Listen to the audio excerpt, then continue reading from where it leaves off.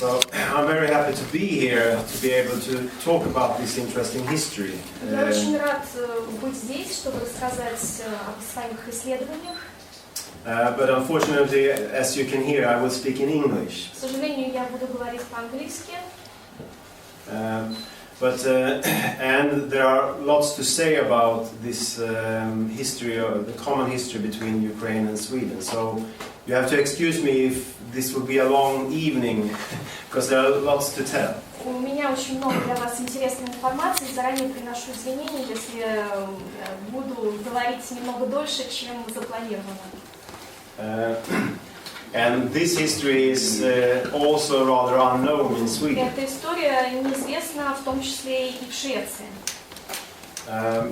Most people know about this long war in Sweden, and that many Swedish prisoners became prisoners in Russia, in Siberia. Большинство людей Швеции знают об этой войне, о том, что в основном шведские пленные попадали в плен в России. But very few in Sweden know about this history that many prisoners also were brought to Sweden. Но очень мало людей, в том числе в Швеции, знают о том, что в Швецию тоже привозили многих пленных во время этой войны. And as we know, in the beginning of the war, the Great Northern War, up until the Battle of Poltava, then the Swedish forces were rather successful. Ну, как всем известно, в самом начале Великой Северной войны Швеция была успешна в этой войне, до Полтавской битвы. Even though it looked very bad from the beginning, because we had three powerful enemies. We had Tsar Peter in Russia, we had King August in Poland, Lithuania, and King Frederick in Denmark. Хотя у Швеции с самого начала было три серьезных соперника, это царь Петр, польский король Август II и Фредерик IV, датский король. And almost at the same time they attacked Sweden, so it looked bad from the beginning, but the Swedes were very well organized in the beginning, so the war didn't seem to go that bad in the beginning. Они атаковали Швецию, но шведам в начале войны удалось таким образом организовать свои военные действия, что они были очень успешны в начале кампании. So the Swedes managed to take quite many prisoners of many different nationalities. В начале войны шведы взяли в плен достаточно много пленных из разных стран. Not all of them were brought to Sweden, but between 13 to 14,000 prisoners were brought to Sweden. И около 13-14 тысяч военнопленных попали в Швецию. Most of them were Saxonians. Большинство из них были саксонцы. And the year where most prisoners were brought to Sweden was in the year 1706. Большинство пленных попало в Швецию в 1706 году. 4,400 prisoners. 4400 человек приблизительно. And it's also this year most of the Ukrainian Cossacks were brought to Sweden. И в этом же году большинство украинских казаков вот именно в этом году попали в качестве военнопленных в Швецию. The other half of those 4,400 prisoners, there were Saxonians that were captured at the Battle of Fraustadt. This battle everyone knows about. Остальная часть военнопленных, которая была привезена в Швецию в 1706 году, это были саксонцы, которые взяли в плен в битве при Фрауштадте. But less known, almost at the same time, many prisoners were taken in Lithuania, in present Belarus. Но мало кому известно, что в этом же году военнопленные были взяты в Литве, на территории современной Беларуси. And during the spring of 1706, many Cossacks, Russians, Poles, Lithuanians were taken prisoners.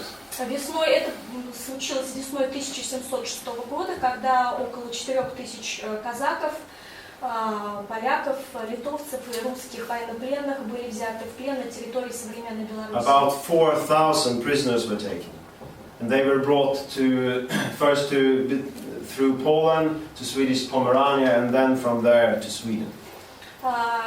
Они были взяты в плен и проделали вот путь по территории современной Польши до Швеции. But they have been taken mainly during three battles. В основном эти военнопленные были взяты в плен во время 3 битв.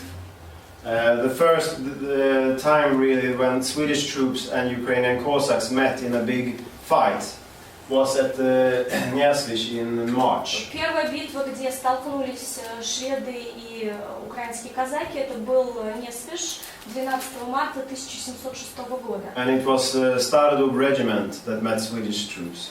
Это был Стародубский полк, который участвовал в столкновении со шведами. With Mikhailo Miklaszewski as the colonel. И полковник Михаил Миклашевский, который был полковником в то время. And the fight took place in the city. Битва произошла в самом городе Несвиже. And many of the Cossacks were killed in this battle. И, к сожалению, About 800. около 800 казаков погибло во время этой битвы. 24 Swedes were killed. И только 24 шведских солдата. And I guess it's very well known this banner that was taken at this battle. Many copies have been made, and you can see them here in Ukraine. Во время этой битвы в качестве трофея был взят вот этот баннер, который очень известен сейчас в Украине, потому что это один из немногих баннеров, который сохранился. And it's preserved now in Stockholm in museum. Он сейчас находится в Стокгольме в музее. But less known is probably this painting. Но менее известна, пожалуй, эта картина. This man was a captain. His name is William Bennett, and he took part in this battle. Вильям Беннет — это лейтенант, который принял участие в этой битве.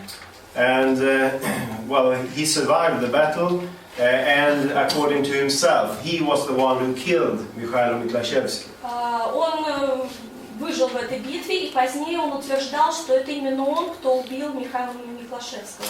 And while he did that, he was injured, and he got a bullet in his left side. И во время этой битвы он был ранен, и пуля вошла в его тело с левой стороны. And that bullet he lived 40 years after this battle.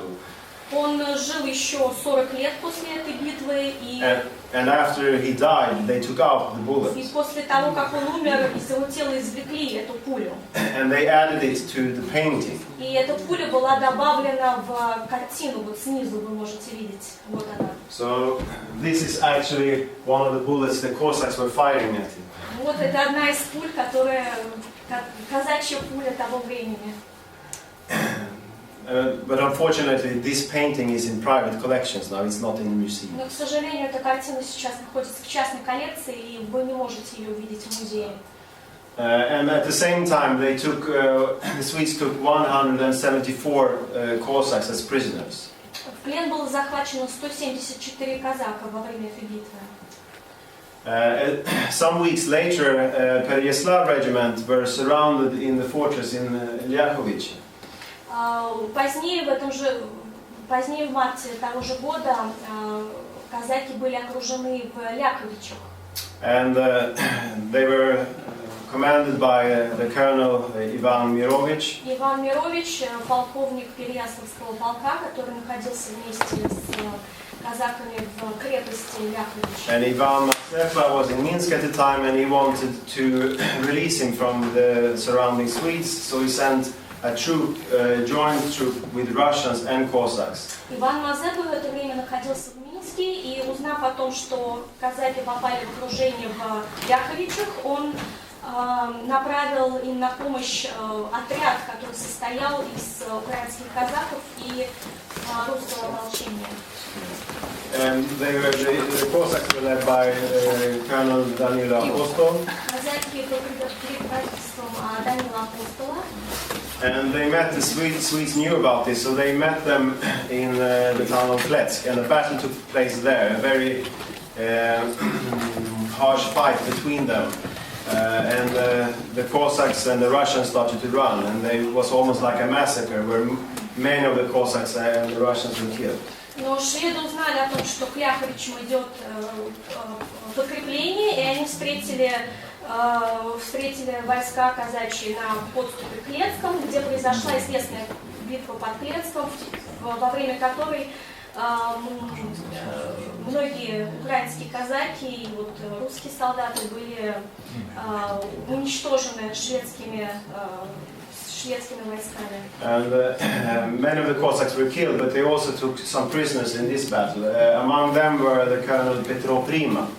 Во время битвы при Клецке были взяты в плен военнопленные, в том числе и Петро Прима. But at the same time, Pereyaslav regiment was still in Yakovich. Но в это время Переславский полк был в Ляховичах. And they were surrounded by the Swedes there, and they stayed there until May the 1st. И они были в окружении и оставались в Ляховичах до 1 мая 1706 года. And then on May the 1st in 1706 there was a solar eclipse. 1 мая 1706 года случилось солнечное затмение. And that was probably a bad sign. So then the commandant in Ляхович opened the gates for the Swedes. Возможно, это послужило дурным знаком для осажденных, и они решили открыть ворота шведам. And they surrounded, and the Swedes took 1,361 prisoners, most of them from Pereyaslav regiment. Шведы заняли крепость Ляховичи, и в плен было взято 1361 казак, как в качестве военнопленных. And all those prisoners that were taken now during the spring, about 4,000 prisoners, they were brought through Poland to Swedish Pomerania, and on the way, many of them became sick. То есть в течение этой кампании в общем количестве было взято около 4000 военнопленных, которые шли пешком через всю Польшу и Померанию и затем доставлялись в Швецию. По дороге, конечно, многие из них заболели, и не всем удалось достичь Швеции. And they were transported over to Sweden, those that had survived all the long way from Lithuania to Swedish Pomerania. Но тем не менее, какая-то часть из них достигла Швеции. Almost half of them died on the way. Около половины военнопленных умерло на пути в Швецию. But they were transported over to Sweden, and one of the transport ships stranded on the Danish island of Bornholm, where some of the prisoners managed to escape. Когда военнопленных перевозили в Швецию, один из кораблей сел на мель возле острова Борнхольм, и некоторым из военнопленных удалось бежать. So they were transported on different ships to different parts of Sweden. The Polish prisoners were brought to Stockholm. По прибытию в Швецию военнопленных развозили по разным городам. Польских военнопленных в основном направляли в Стокгольм. But in early November, most of the Ukrainian Cossacks were transported over to southern Sweden. И в течение ноября 1706 года украинские военнопленные были переправлены на юг Швеции. Among them were the officers, Ivan Mirovich, Petro Prima, and many Stopniks from Pereyaslav. Среди них было много украинских офицеров, это полковники Иван Мирович, Петро Прима, а также сотники. And when they arrived to Sweden, they were in very bad conditions, and many of them died just after arriving. And this was in November, a cold Swedish winter. Когда они прибыли в Швецию, многие из них находились в достаточно плачевном состоянии, принимая во внимание, что ноябрь это в Швеции уже зима, и одежды на них они были одеты по-летнему. Yeah, and they were not dressed for Swedish winter. Они, конечно, не были одеты для шведской зимы. But they were brought up to western Sweden. Most of the Cossacks were brought up to the western part of Sweden. Далее казаков перенаправили на запад Швеции. Ivan Mirovich and all the other officers were brought to Göteborg. И полковник Иван Мирович и прочие офицеры были переправлены в Гетеборг. And Ivan Mirovich died just one day after arriving to Göteborg. И Иван Мирович умер на следующий день по прибытии в Гетеборг. As a side note here, I can tell that his son, Fedor Mirovic, he arrived to Sweden almost exactly 9 years after, but he arrived to Sweden as a guest. Сын Ивана Мировича прибудет в Швецию 9 лет спустя, но он приедет туда не в качестве военнопленного, а в качестве Because he came with Hetman Philip Orlik. Потому что он будет в составе свиты Филиппа Орлика. And he stayed in Sweden for some years, and I also just recently found out that he, during his stay in Sweden, he visited Göteborg. И я нашел документы в шведских архивах, в которых есть информация о том, что он во время своего пребывания в Швеции посетил Гетеборг.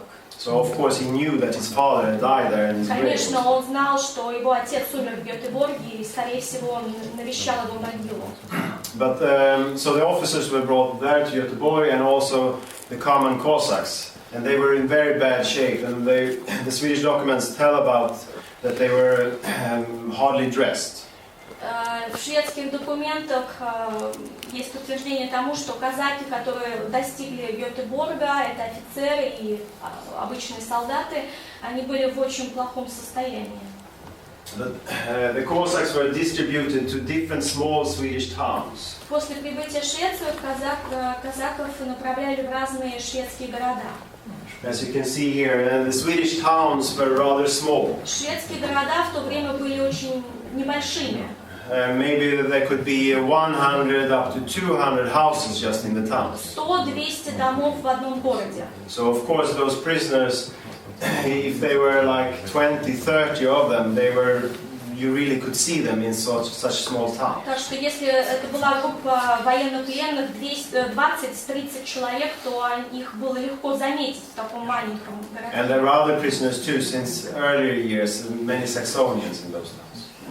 В этих городах также проживали другие военнопленные, саксонцы, например. When they arrived to those towns, as I said, they were in bad condition, so many of them died during the first months after arrival.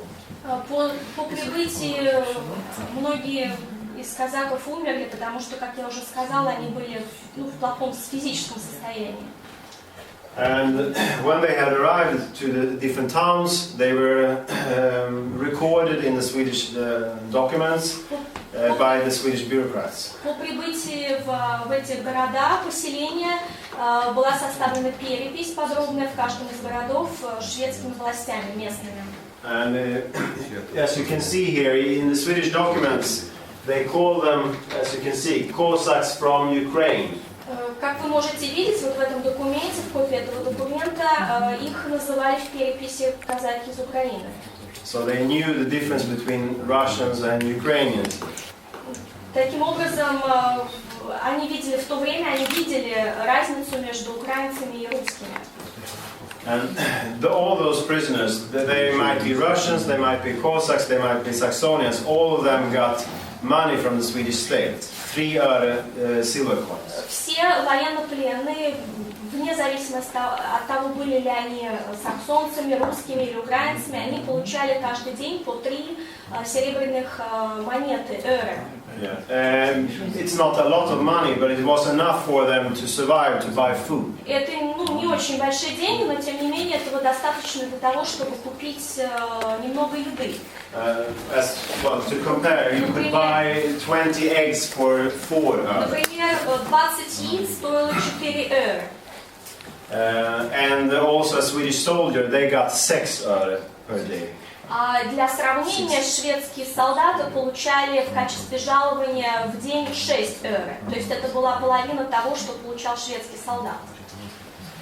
But the officers were not giving this money. They were supposed to feed themselves, because the officers were usually noblemen. Но офицеры не получали этих денег, поскольку они были дворянами, и предполагалось, что у них есть достаточно денег, чтобы содержать себя самим. And in the Swedish archives we can see that when they got the money, they had to sign that they had gotten the money also. So the Cossacks had to do that also.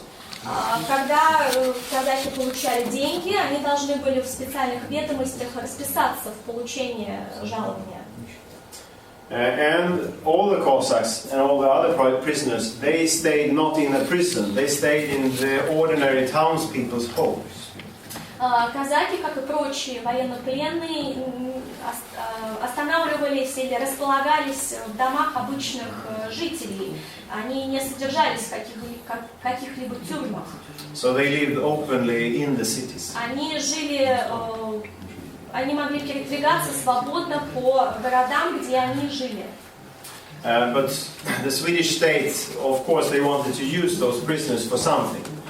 Но, конечно, шведские власти были заинтересованы в том, чтобы как-то использовать этих людей, которые были военнопленными. And usually they used them for fortification works. Обычно военнопленных использовали при строительстве крепостей в фортификационных работах. And the Ukrainian Cossacks were mainly used for working with fortifications in Göteborg and in the town of Kalmar. Украинских казаков в основном использовали при строительстве крепости в Гетеборге и также в Кальмаре. So, and this work was done during the summer. So every summer, those prisoners that were in those small towns, they walked down to Göteborg.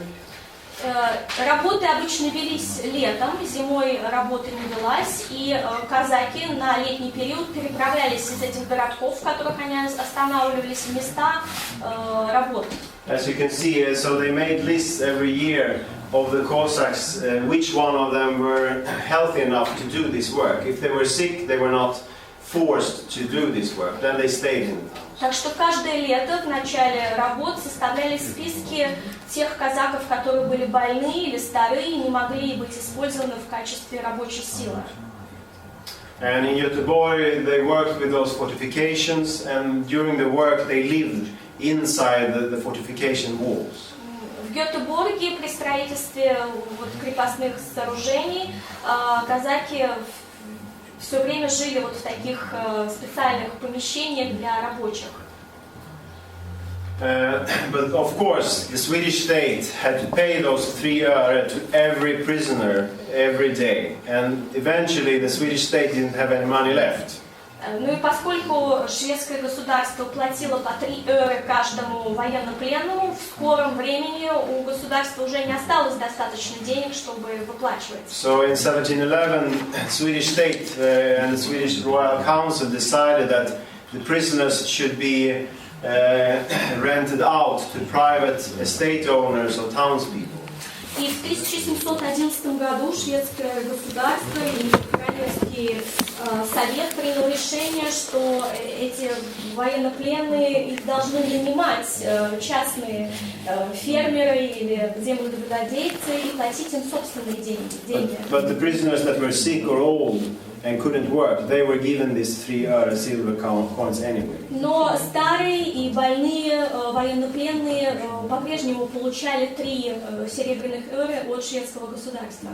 But at the same time, those Russian prisoners, and when I say Russian prisoners, then I mean all the prisoners that had been taken while fighting for Tsar Peter. Но в то же время русские военнопленные, когда я говорю русские военнопленные, я имею в виду всех военнопленных, которые принимали участие в столкновениях на стороне царя Петра. And that included many different nationalities, and one of them were Ukrainian Cossacks. И это, конечно, много разных национальностей, в том числе украинские казаки, когда они были на стороне Петра.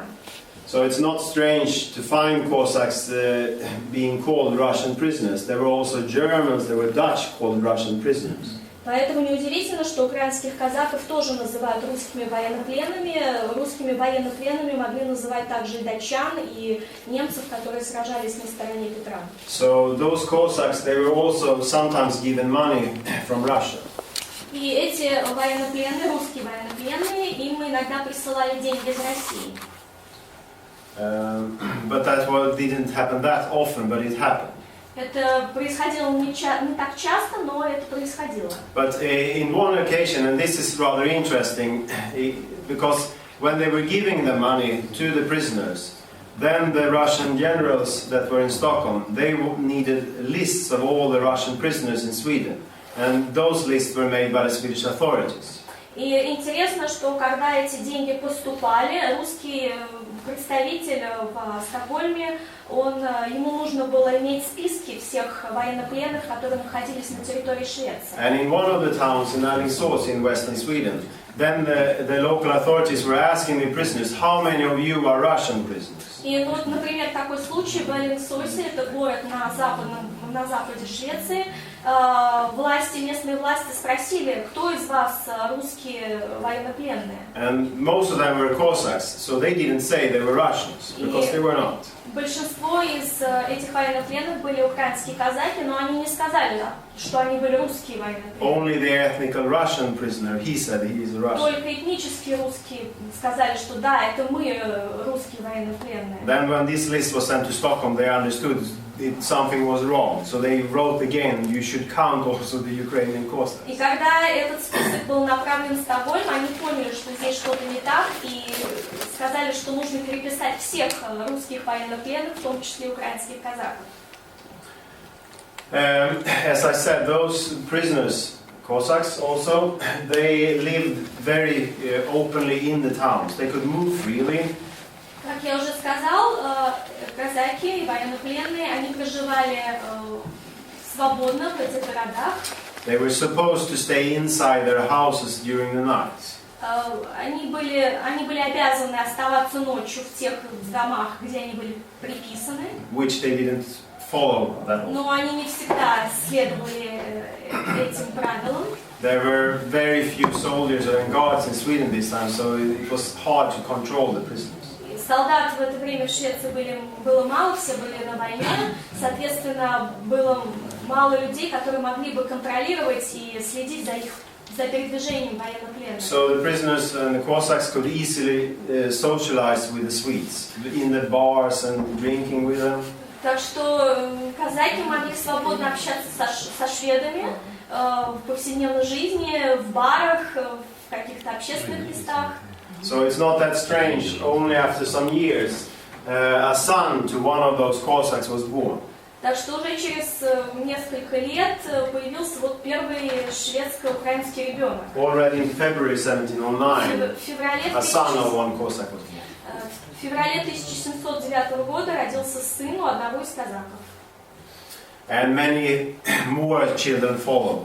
И далее это было только начало, далее были еще дети.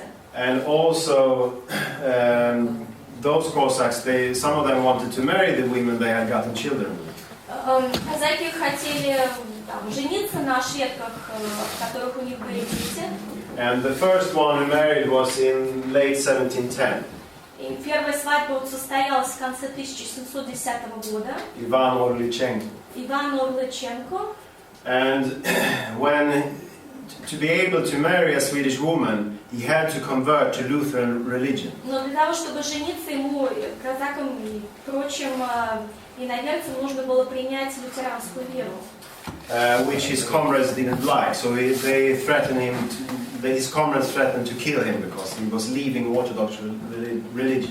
Но друзья или соратники Ивана Орличенко, им не понравилось то, что он хочет поменять православную веру, и они даже угрожали ему, что убьют его. But he married anyway. Но тем не менее он все равно женился. And also, to be able to marry a Swedish woman, they had to prove that they were not married already in their home country. Так что также для того, чтобы жениться, нужно было поклясться в том, что они не были женаты до этого. And of course, they didn't have any documents with them, so instead, some of their comrades had to prove and testify that this person was not married in their home country, in Ukraine. Но поскольку при них не было, естественно, никаких документов, это были их друзья или соратники, которые подтверждали, что этот человек не был женат на Украине. And this they did in the local courts, and it's rather interesting when they're doing that, because then they are telling which one of them were friends and that they were growing up in the same village.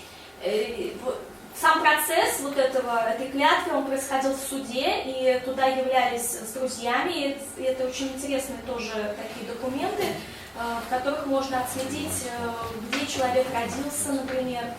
Like here, for example, Fedor Borisenko testified that his friend Stepan Sakulenko, they had grown up together in a small village outside Pereyaslav. Ну, как, например, в этом документе Федор Борисенко подтверждает, что он знает, что Степан Сакуленко – это его друг, и что они вместе, что они дружили в детстве, и что они выросли вместе в деревне недалеко от Переяславля на Украине. But of course, it's very hard to know that if this was true. It's almost for certain that some of them probably were married already. Ну, конечно, мы не можем, у нас нет никаких доказательств утверждать, правда ли это, и возможно, что многие из этих казаков на самом деле были уже женаты на Украине. The same process was done by the Swedish prisoners in Russia. То же самое происходило со шведскими пленными в России. And many of them were married in Sweden. И многие из них были женаты до этого в Швеции, но тем не менее они... And it was allowed for the prisoners to marry Swedish women up until Karl XII arrived back to Sweden. И вот военнопленным разрешалось жениться на шведках до 1716 года. Это как раз то время, когда король Карл XII вернулся в Швецию. And when he came back to Sweden in 1715, shortly after that, he banned all those marriages between the Russians, well, Orthodox prisoners and Swedes. В скором времени после своего возвращения в Швецию, он, узнав о том, что вот эти браки имеют место быть, он запретил браки между православными и шведками. But after the king had died, then it became allowed again. Но после смерти Карла XII такая возможность появилась вновь. Altogether, about 15 Ukrainian Cossacks married Swedish women. В общей сложности около 15 казаков женились в Швеции. And those Cossacks, when they lived in Sweden, and of course many of them were rather old and some were sick, and many of them died during their time in Sweden. Конечно, за время своего пребывания в шведском плену многие казаки становились старыми, заболевали и умирали в Швеции. And if they died, the local priest, the Lutheran priest, he couldn't bury them. Если они умирали, то лютеранский священник не мог их хоронить. So it was done by the Cossacks themselves. Поэтому казаки хоронили своих собратьев самостоятельно. So here is the local priest that testifies that Stepan Silenko had died in the town of Linköping and he had been buried by his comrades. Ну вот одна из записей в одном из городов местный священник подтвердил, что один из казаков умер и был похоронен своими сородичами. Many of the Cossacks also died in the plague that arrived to Sweden in 1710-1711. В 1710-11 годах в Швеции бушевала эпидемия чумы, и некоторые казаки тоже в том числе погибли.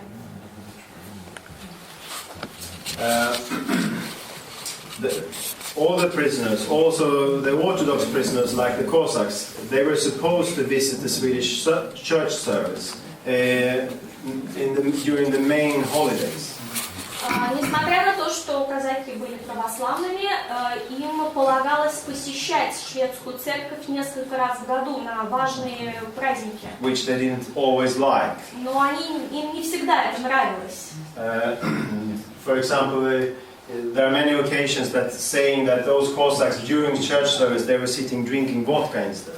Есть такие даже записи в архивах, что казаки сидели на службе, скучали и даже выпивали во время службы. And this occasion in 1712, one Cossack, Jeremo Ivanko, he was indeed in the church, but he was apparently drunk during the Easter day service, and he vomited during the service in the church. Ну вот одна из записей сохранилась с 1712 года, что в Алексосе на Пасху, на пасхальной службе присутствовал Ерему Иванку, и он был в алкогольном опьянении, даже ему стало плохо во время службы. And all those occasions they are recorded in Swedish court records. И все такие случаи они фиксировались в шведских архивах или в судебных записях. So the Cossacks are quite often mentioned in the court records. Поэтому и шведские казаки достаточно часто упоминаются в записи в судебных архивах. The main reasons for them to appear in the courts were that they had extramarital relations, that they had gotten children with Swedish women without being married. Большинство таких записей в судах это упоминания о казаках, у которых появлялись внебрачные дети. Or they had been in fights, usually bar fights. Или о том, что они дрались между собой в барах. Or thefts. Или же записи о воровстве. And the Cossacks, as well as the other prisoners, they were treated as the Swedes. They were sentenced to the same punishment as the Swedes. Что касается законодательного аспекта этого вопроса, если казак или любой другой военнопленный совершал какое-либо преступление, его наказывали точно так же, как наказали бы шведа. But if they were sentenced to pay a fine, they usually couldn't afford to pay this fine. Если их присуждали к выплате штрафа какого-то, да, то обычно у них не было денег, и они не могли заплатить этот штраф. So instead, they got corporal punishment, usually by public whipping. Поэтому вместо выплаты штрафа их приговаривали к публичному избиению, вот как на картинке. But this was done also with poor Swedish convicts. Но то же самое, если у шведа, у бедного шведа не было денег на выплату штрафа, его тоже приговаривали к публичной порке. But there was one difference. Those Cossacks that had gotten children with Swedish women without being married. Но есть одно как бы исключение из этого общего, что ли, правила. Если у украинских казаков появлялись внебрачные дети, a Swedish man or a Swedish woman, they would have to stand in front of the parish inside the church to beg for forgiveness. Если такое же преступление совершал шведский мужчина или шведская женщина, то их присуждали к публичному покаянию в церкви перед паствой. And this couldn't be done with Orthodox Cossacks. Но украинских казаков, поскольку они были православные, к такому наказанию не приговаривали. So instead they were sentenced to sit one Sunday in those stocks outside the church. Поэтому их присуждали вместо этого к сидению в колодках, прикованными к этим колодкам в течение воскресенья. We had death penalty in Sweden, but it was rather rare. В Швеции в то время было смертный приговор был, но это было достаточно редкое наказание. The local courts could sentence people to death, but usually it was changed by the upper courts, the Supreme Court. Обычно местные суды приговаривали к смертному наказанию, но высший суд мог оправдать и отменить это наказание, заменить каким-то другим. I know of 5 of the Cossacks that risked to be executed. По меньшей мере 5 казаков были приговорены к смертной казни. 3 of them were really executed. И 3 из них действительно были убиты. It was 3 Cossacks that in 1709 had killed the other Cossack. Это были 3 казака, которые в 1709 году убили другого своего. Because this other Cossack had quite a lot of money, he had managed to save. Потому что этот казак, ему удалось скопить вот из этих ежедневных выплат, которые ему давали некую сумму. So those Cossacks, 3 Cossacks were beheaded. И эти 3 казаков были обезглавлены за то, что они убили другого казака. Another Cossack, Stefan Naumenko, he risked to be executed also because he had stolen, not much, but he had stolen some items during a fire. Другой казак по имени Степан Науменко тоже был приговорен к смертной казни за то, что он во время пожара из горящего дома воровал ценные вещи. And this was a fire in the house of the bishop Jesper Svedberg. И это был пожар в доме известного человека, епископа, шведского епископа. And this bishop happens to be the bishop that was King Carl XI's court priest. И этот епископ был важный человек, потому что он в свое время был епископом при дворе королевском. So it was the priest that Carl XII grew up with. Поэтому этого человека знал сам король Карл XII, и он вырос с ним. And everyone that had stolen something during a fire, they always were sentenced to death penalty. Все люди, которые во время пожара пытались унести вещи из дома Естера Седерта, тоже были приговорены к смертной казни. But this bishop, Jesper Svedberg, he begged for his life.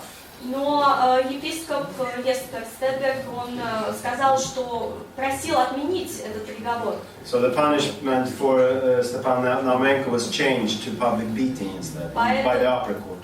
Поэтому высший суд отменил приговор, смертный приговор для Науменко и заменил его на публичную порку. Another Cossack, Hakan Henriksson from Starodub regiment, he also risked to be executed because he had been accused of bestiality with a horse. Другой казак, Hakan Henriksson, тоже мог закончить свою жизнь после смертного приговора, поскольку он был обвинен в скотоложстве. But the court here, they didn't know what to do because he was not Lutheran, so they wasn't sure how to sentence him. And finally, they came to the conclusion, we don't have enough proof for this, so they let him go. Но суд не знал, что с ним сделать, потому что он не был лютеранином, и в результате они пришли к выводу, что нет достаточно доказательств, и он был освобожден.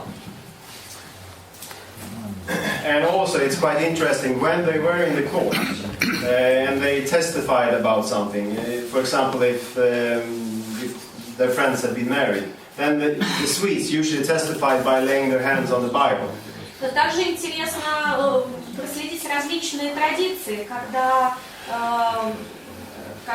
казаки шли в суд для того, чтобы свидетельствовать, например, о том, что их собратья не были женаты до этого.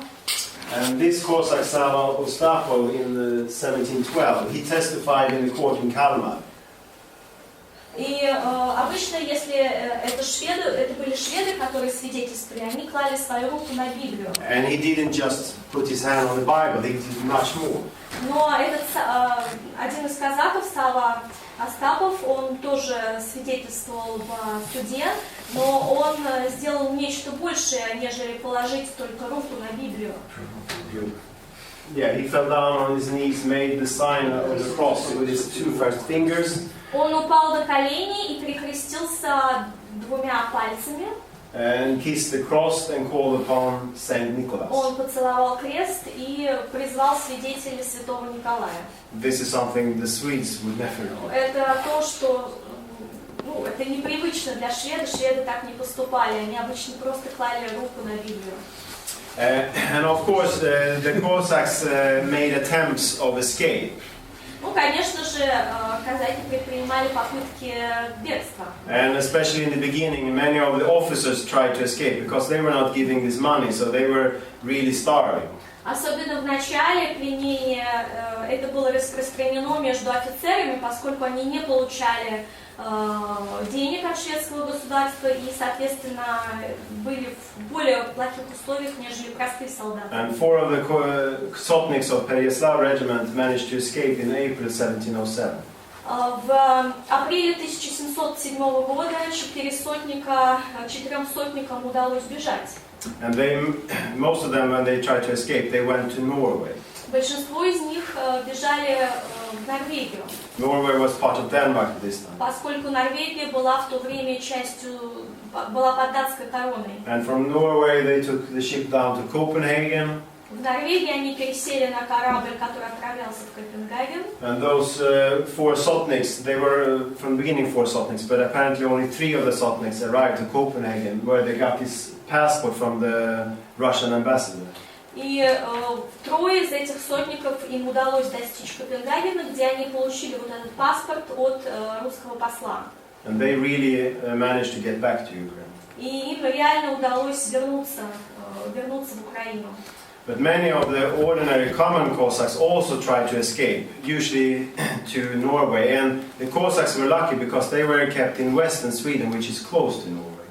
Но также предпринимались попытки бегства и среди обычных казаков. Они тоже направлялись в сторону Норвегии. Для них это было в какой-то степени удобно, поскольку они как раз вот располагались на западе Швеции, граничащей с Норвегией.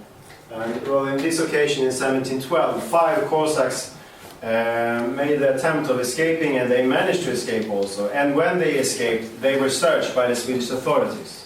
Вот, например, в августе 1712 года несколько казаков им удалось бежать, и, естественно, за ними была погоня. One of them was the Cossack Yeremoyevanko, the one who had been throwing up during church service. Один из этих казаков, это уже известный нам Ерема Иванко, которому стало плохо во время пасхальной службы в шведской церкви. And when they were searched, of course they didn't have pictures of them, but they described them in the search. Поскольку тогда не было фотографий, их описывали вербально. So they described them how they were dressed, как они были одеты, but also their appearance. и также как они выглядели. If they were long, tall, or black, or их рост, цвет волос, цвет глаз. And this Yeremoyevanko, he's more interesting than the others. И этот Ерема Иванко, он в какой-то степени более интересен, чем другие казаки. Because he is described as having his hair shaved in his forehead with a long tuft of hair hanging down towards his eyebrows. Поскольку в описании присутствует такая деталь, как выбритая голова и длинная прядь волос, которая опускается на его лоб. So even 6 years after arriving to Sweden, he still had the Cossack haircut. То есть, таким образом, даже спустя 6 лет после пленения он продолжал носить ословец. And there are many of them tried to escape, and they are recorded like this. But this is the only occasion I have where they really describe this haircut. Но вообще многие казаки пытались бежать, но это единственное упоминание в архивах, которое я нашел вот с характерной прической с этой. The biggest escape attempt that I know about was made by Cossacks. Крупнейшая попытка бегства, которую я обнаружил, была предпринята казаками. There were 18 Cossacks together with a Russian rotmister. Это было 18 украинских казаков, и вместе с ними русский ротмистр Олимпий Толбухин. Yeah, they tried to escape after they got to know that the Danish army had landed in southern Sweden in 1709. Они предприняли попытку бегства после того, как узнали, что датская армия высадилась в Сконе, это провинция Швеции, в 1709 году. But they didn't manage, they were caught. Но им не удалось далеко убежать, они были пойманы. And this escape attempt is different from all the others. Эта попытка бегства отличается от других попыток.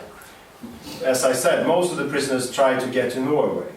Большинство, как я уже ранее сказал, большинство попыток бегства предпринималось в сторону Норвегии. But this Cossack, Ryhor Ivanenko, Но этот казак Ryhor Ivanenko, he had been moved to the town of Örebro. Его сослали в город Örebro, Where I happen to live. где я живу. And he was moved there, and most of the other prisoners there were Russian prisoners, ethnical Russian prisoners. Большинство военнопленных, которые проживали в Örebro, это были этнически русские военнопленные. And apparently he got to know that in the other town, Jönköping, there were more Ukrainian Cossacks. И он узнал, что в другом шведском городе Jönköpinge проживает больше украинских военнопленных. So he escaped from Örebro to go to his fellow Cossacks in Jönköping. Поэтому он сбежал из Örebro и направился в Jönköping, где он знал, что находятся украинские казаки. And in the Swedish documents, it really tells that he was by nation a Cossack. И в документах вот именно написано, что он был этническим украинцем. And also there were exchanges being done, but that was mainly done by the officers. Ну, конечно же, в течение всей войны предпринимались попытки обмена военнопленными, но это в основном касалось только офицеров. One of the Ukrainian sotniks, Vasil Rodzianko, he was released Один из сотников, Василий Розянко, был освобожден. in 1710, and he was released to go to Russia, and in return he was supposed to send back a Swedish prisoner. И его отпустили с тем условием в 1710 году, что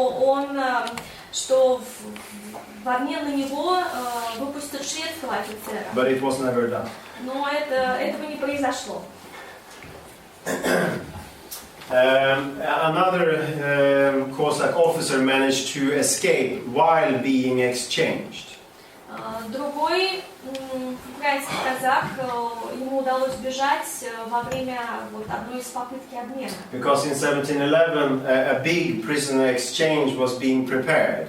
В 1711 году готовился большой обмен военнопленными. Many of the Russian generals were moved to Finland to prepare for this exchange, but negotiations broke down, so there were no exchange. Многие русские генералы в Финляндии готовили этот обмен, но все переговоры потерпели фиаско, и обмен не состоялся. But Knyaz Yakov Dolgorukov and 40 other prisoners managed to take a Swedish ship and sail to Russia. Но князь Яков Долгорукий и около 40 других русских военнопленных им удалось захватить шведский корабль и бежать.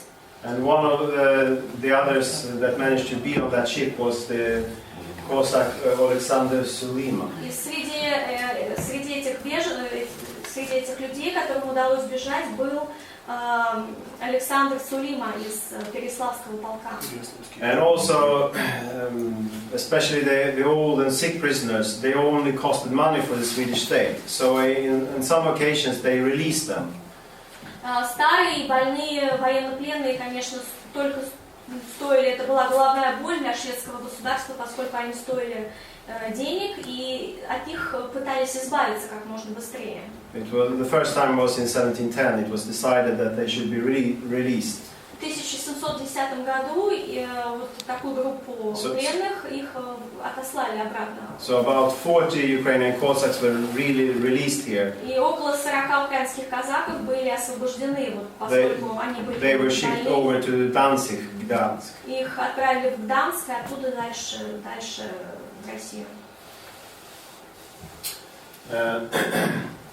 And in 1714, also about 60 prisoners were released because they were sick and old. And among them were two Ukrainian officers. В 1714 году около 60 украинских казаков тоже были освобождены. Среди них был Петро Прыма и сотник Федор Магеровский. Yeah, and those Petro Prima and Fedor Mahirovsky, they were very old this time.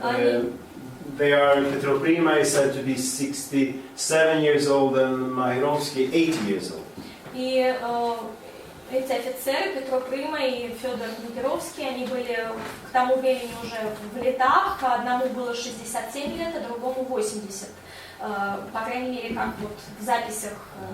And in this document it also tells about Fedor Mahirovsky's origin. It tells that he was born in Polish Lithuania. И в этих записях в том числе говорится, что Федор Магеровский родился в Литве. In a town called Ritskis, about 30 kilometers from Pinsk. В 30 километрах от Пинска в городе Рицкис. But those two officers, they had tried to be released even earlier. Но этих казаков хотели освободить еще раньше. After they got to know about the battle after they had gotten to know about Ivan Mazepa had changed side over to the Swedish side, then they wrote a letter to the Swedish authorities that now we Cossacks should be released. После того, как казаки узнали о переходе Ивана Мазепы на сторону шведского короля, они предприняли попытки доказать шведским властям, что они-то на самом деле за шведов. But they were not released. Но они, тем не менее, не были освобождены. Because when they were captured, they were fighting for Tsar Peter. Поскольку в тот момент, когда их взяли в плен, они все-таки сражались на стороне Петра. 2 years after that, they wrote another letter. 2 года спустя Петро Прыма и Федор Мегеровский написали еще одно письмо. This time they tried another way. В этот раз они предприняли попытку с другой стороны завернуть. Because now they knew that all the Polish prisoners had been released. Поскольку они знали, что в это время освобождали польских военнопленных. And now in this letter they are telling we are Polish subjects. И в этом письме они утверждают, что они польские подданные. And they even had one Pole that certified that they really were Polish subjects. И даже они привлекли одного поляка, который подтвердил, что они являются польскими подданными. And they also tell us that they are being mistreated by the Russian officers in Stockholm. И они также жаловались, что к ним плохо относится русский офицер в Стокгольме. And they also tell us that Tsar Peter, he wouldn't bother about them. He wouldn't even pay for their release, not even with a dead dog. И они даже такую экспрессивную формулировку в письме изложили, что царь Петр не заботится о них, а он не дал бы за них и голову мертвой собаки. And in this letter, Petro Prima calls himself Prinsky. И в этом письме Петро Прыма изменил свое имя и подписался как Петро Крымский, чтобы звучать более на польский лад. In 1713, this is not as known as the Battle of Poltava, but in 1713 another Swedish army was taken prisoner, but this time in Denmark. В 1713 году шведская армия терпит поражение в Дании. 11,000 Swedes were taken prisoners. И в плен берутся 11 тысяч шведских солдат. And right after this, they were planning a big exchange. So all the Danish prisoners, all the Russian prisoners were brought down to southern Sweden. И после такого крупного пленения шведов готовится крупный обмен военнопленными. But the negotiations broke down, so there were no exchange. Но переговоры проваливаются, и обмен пленными не состоялся. But during this time, since they were in southern Sweden, some of them, also I know about Cossacks, managed to escape over to Denmark. Но в то время, пока готовился этот обмен, военнопленных привезли на юг Швеции, и многим из них удалось бежать. And as I said, up until Karl XII was away from Sweden, the treatment of the prisoners were not that hard. Пока Карла XII не было в стране, к казакам относились, и вообще к военнопленным относились достаточно мягко. But when he came back, then it became much tougher for them. Но когда король вернулся в Швецию, отношение к военным пленным поменялось не в лучшую сторону. From now on, all the prisoners were gathered in the residence towns in each county. Теперь военных пленных всех свозили в областные центры. And since most of the Ukrainian Cossacks were in the western part of Sweden, they were brought out to the island of Torsö. И казаков с запада страны перевезли на остров Торшо, where they could control them much easier. где на этом острове, на озере, их было легче контролировать. But still, on the island, they lived rather openly in the farmer's house. Но тем не менее, даже на этом острове они жили достаточно открыто и свободно в домах простых селян. Most of the other Russian prisoners were brought to another island in the other lake, Visingsö. Большинство других русских военнопленных были отправлены на другой остров, в другом озере, Visingsö. And those Cossacks that had been on the other island of Torsö, they were moved there also in 1718. И в 1718 году украинские казаки из острова Торшо были перелоцированы в Весенце. And this was really the first time those prisoners were kept more like prisoners. И это первый случай вот за всю эту историю, когда военнопленных держали в замке, в охране. Because they were kept in this castle on this island. And in May 1718, all those prisoners were recorded, and there were 1,686 prisoners. В 1718 году, в мае месяце, состоялась очередная перепись военнопленных, и на тот момент их было 1686 человек. And most of them were Russian prisoners, but 176 were Ukrainian И Cossacks. среди них 176 украинских казаков. And as you can see, they're recorded here separately, and they're called Cossacks, and they also tell where they have been captured. И вот этот документ, в котором эти казаки переписаны как бы отдельно от всех остальных военнопленных, и также есть упоминание о месте, где их взяли в плен. And you can easily recognize the name with their typical Ukrainian names. Ну и вы как можете видеть, что это вот такие типичные украинские имена. But not always, because this list was made with help of the Russian officers. Но не всегда, потому что эта перепись составлялась при помощи русских офицеров. And in many cases, the Russian officers have Russified their names. И во многих случаях русские офицеры русифицировали украинские фамилии. So, if before they arrived to Visingsö, they had typical Enko names. Ну, например, до прибытия на Весенце у них были типичные имена на Энко. So, but here suddenly they have Russian names. So Petrenko is Petrov instead. И здесь вдруг неожиданно у них появляются вместо Петренко Петров. And those Russians that arrived first to this island, they were unlucky because they didn't have prepared for their stay there. So they lacked food there. So many of them died. Русским военнопленным повезло немного меньше, потому что на тот момент, когда их переправили в Весенце, остров был не готов к наплыву стольких военнопленных, и не было достаточно еды, поэтому многие погибали из-за недостатка еды. The Cossacks were lucky because they arrived there late and they didn't have to stay there long either. Казакам повезло немножко больше, потому что они прибыли позднее, а также была другая причина. Because just before Christmas in 1718, this castle burned down. В декабре 1718 года, как раз перед Рождеством, в замке Весенце случился пожар. So now again, all the prisoners were brought all the way to those different towns again, and now they again were staying in people's homes. И поскольку замок очень сильно пострадал, всех этих военнопленных снова раскидали вот по маленьким городкам шведским. And the control of the prisoners were not that tough anymore. И после этого контроль не был очень суровым. So many of the prisoners moved around in Sweden quite freely after this. И многие военнопленные могли свободно передвигаться по стране после этого. Especially, I know many of the Cossacks did, especially those that had married.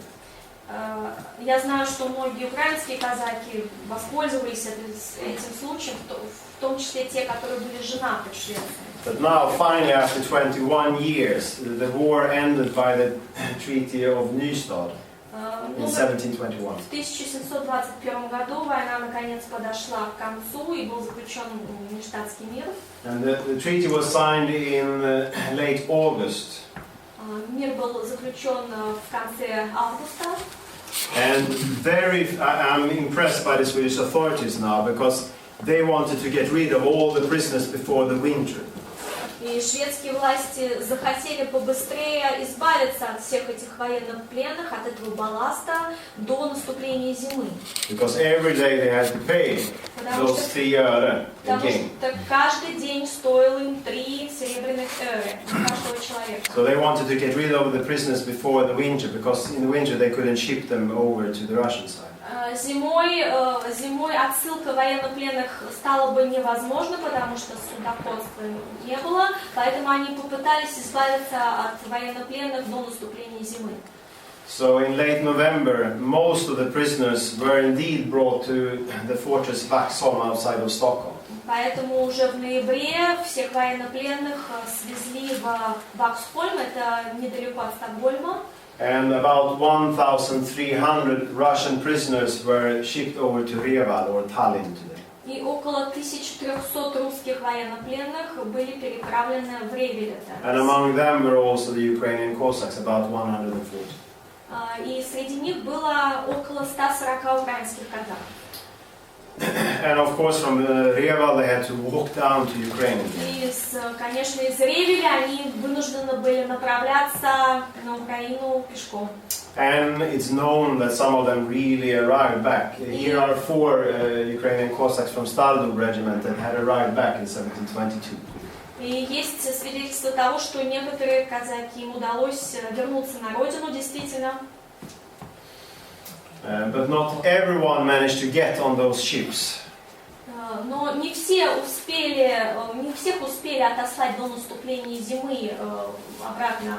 So during the spring 1722, 52 Russian prisoners were shipped over to the Russian side, and among them were 8 Ukrainian Cossacks. И уже весной, после зимы, в 1722 году, 57 русских военнопленных, включая 8 украинских казаков, были переправлены в Россию. But still there were Ukrainian Cossacks left in Sweden. It was those that had married Swedish women.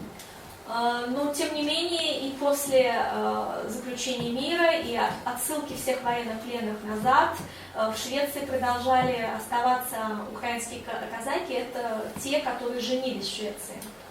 Because if they had married Swedish women, they couldn't bring those women back to their home country. Поскольку если они были женаты, им запрещалось привозить своих жен домой. The Swedish Lutheran Church was against it. Лютеранская церковь в Швеции противилась этому. Это было So now they had to decide, should they leave their Swedish family and go back or stay in Sweden. И перед ними вставала дилемма или вернуться на родину, но без семьи, или же остаться в Швеции со своей семьей. About 5-6 Ukrainian Cossacks decided to stay. Около, может быть, 5-6 человек украинских казаков решило остаться на новой родине. So here is the court record from Mariestad, where 2 Ukrainian Cossacks were asking for permission to stay in Sweden. Ну вот, например, в Мариестаде сохранилась запись о 2 украинских казаках, которые просили разрешения остаться. And in this document, mostly the Ukrainian Cossacks are called just Cossacks. В документах украинские казаки обычно называются просто казаки. But in this record, they are also called Cherkas.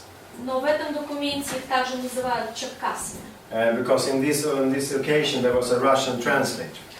В этом случае был русский переводчик, и он перевел именно так. And he called them Cherkas. Он называл их черкасами. And this Cossack Stepan Naumenko, he is called that way in this record.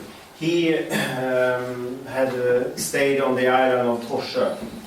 Вот один из этих казаков, Степан Науменко, он пребывал на острове Торшö. And while being on that island, he had met a Swedish woman that he got a child with. И во время своего пребывания на этом острове Торшö у него был роман со шведской женщиной, и у них появился ребенок. But this was done during the period when they were not allowed to marry Swedish women. Но это случилось как раз в тот период, когда военнопленным запрещалось жениться на шведках. So when he went to court for this crime, when he got this child, И когда он предстал перед судом за преступление, за незаконно рожденного ребенка, he was telling about himself. он говорил о том, кто он такой есть, и свою историю рассказывал. And there he tells that he was a Cossack who has served under the Ukrainian prince Mazepa, and that he had been commanded with other regiments from Ukraine, where he also tells he was born to fight of the side of the Tsar against the Swedes in Poland. Во время суда он сказал, что он подтвердил, что он украинец, что он казак, который служил под начальством украинского князя Мазепы, и что он и другие полки пришли с Украины, с территории Украины, и также он говорит о том, где он родился, и что он сражался на стороне царя против шведов в Польше. And after it became allowed again to marry Swedish women, he went back to the island and married that woman. И после того, как разрешено было снова жениться, он вернулся на этот остров Тыршо и женился вот на той женщине. Apparently his name was Stepan Naumenko, but mostly he's called Stepan Andrejev. And in Swedish records afterwards he's called Stefan Andersson. Его имя Степан Науменко, но он называл себя Степан Андреев, но, видимо, Степан Андреев сын. И в шведских документах позднее он записывался как Степан Андерсон. So they just translated his name. Вот, просто перевели его имя. And in the town of Lidköping there were 3 Cossacks also that stayed, and one of them was the Cossack Andriy. Either he's called different. Usually he's called Yushchenko, but sometimes Yursenko. So I'm not sure if it was Yushchenko or Yursenko. Ну, вот, например, в Линшопинге мы знаем, что 3 украинских казака женились, и один из них это был Андрей Ющенко. В разных документах он фигурирует как Ющенко или Ютченко, поэтому я не знаю, как точно он назывался. He was one of the first that married Swedish women, and he stayed in Sweden, and I know that he was repairing shoes for his living. И это был один из первых казаков, который женился, и он впоследствии остался в Швеции и зарабатывал на жизнь тем, что чинил обувь. But all together, during the whole war, now I was only telling about those Cossacks that were captured in 1706. There were also Cossacks captured earlier. Сегодня я рассказала вам о тех казаках, которые были пленены в 1706 году, но были также военнопленные, которых брали в плен в другие года. Altogether, I know about 650 Ukrainian Cossacks. В общей сложности у меня есть сведения о 650 украинских казаков. And most of them, of course, belong to Pereyaslav regiment, but there were also Cossacks from Starodub regiment and Mirorod regiment, and also some Zaporozhian Cossacks. И большинство из них, конечно, это казаки Переяславского полка, но также есть сведения о военнопленных из Стародубского и Миргородского полках, а также о запорожских казаках. And in the Swedish records, in the archives, we can follow them all during this war, during almost 15 years of their stay in Sweden. И в шведских архивах есть сведения об этих казаках и об их истории, об их судьбе, об их передвижениях на протяжении всех 15 лет, которые они провели в плену. But sometimes it can be complicated to follow them because they change name. Иногда не очень просто отслеживать, потому что при переписи разные переписчики меняли их имена. Because sometimes they use their отчество and sometimes their surname. Иногда сложно, потому что иногда они говорили свое отчество или же в других случаях свою фамилию. But in most cases, anyway, I have followed almost all those 650 Cossacks during their stay in Sweden, so I can follow each individual Cossack. Но мне удалось практически всех идентифицировать из этих 650 казаков и проследить их судьбу, если она отражена в записях архивных.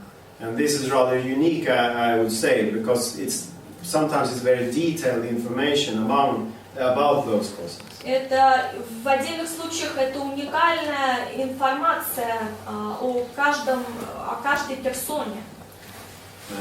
But the problem with the Swedish archives is that we have very well preserved archives. Проблема в шведских архивах заключается в том, что у нас очень много архивов. And there are many documents to go through to find all those documents about the Cossacks. И по-прежнему остается еще большой массив документов, которые ждут своего исследователя, который бы еще больше информации бы нашел об украинских казаках. But this is something I do, and I think it's very interesting to do, to follow them, to find all this information, because I think it's very unique. And this history, as I said, is unknown in Sweden and has been unknown also here in Ukraine. Я занимаюсь этим потому, что это действительно уникальная история, и в Швеции об этом никому не известно, и, насколько я понимаю, на Украине тоже об этом не было известно до недавнего времени. And I'm very happy that I could come here today to tell about this common history that we have between Sweden and Ukraine. И я рад, что мне удалось сегодня рассказать вам немного, приоткрыть завесу над украино-шведскими отношениями. And of course, all this information must be published also. И эта информация, конечно же, должна стать публичной, должна быть опубликована. And both in Ukraine and in Sweden. И в Украине, и в Швеции. So thank you very much. Спасибо за ваше